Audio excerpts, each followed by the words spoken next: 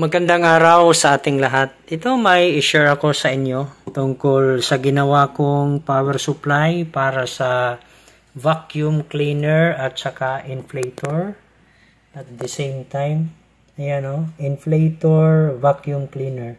Ito po ay 12 volts yung kanyang kailangan na power supply.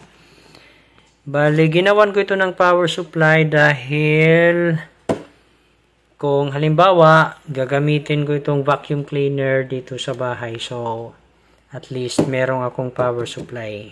Hindi ko na ito i-connecta doon sa sasakyan. Bali, ito yung ginawa ko. Ito yung housing. Mula siya sa isang brand ng biscuit. Ano? So, yun lang yung ginawa natin. No? Yung socket para dito, yan, iniligay ko dyan. Tapos, tingnan natin yung loob. Ayan.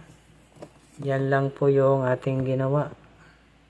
Tapos, ito yung power supply. Yan po ay full wave power supply.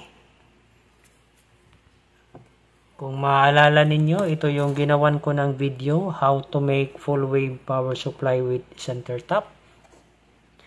Ito yung kanyang primary, lumabas yan dito. Okay, so testing natin. Ang ginawa ko dito kasi, kaysa itapon, mas mabuting mapakinabangan. Saka isa pa, wala akong mapaglagyan ng power supply na ito. Okay. Ayan. So, gawin natin, testing natin.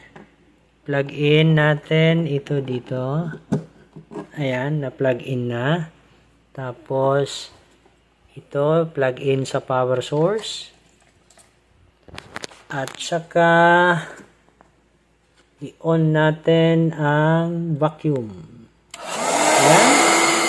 Umaandar na po. Try natin kung makakapag-vacuum ba. Ayan. Okay. Successful. Ayan po. Nakapag-vacuum naman. Try natin itong inflator.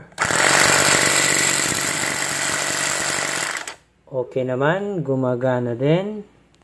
So, ibig sabihin, pwede itong magamit na power supply. Okay, unplug natin.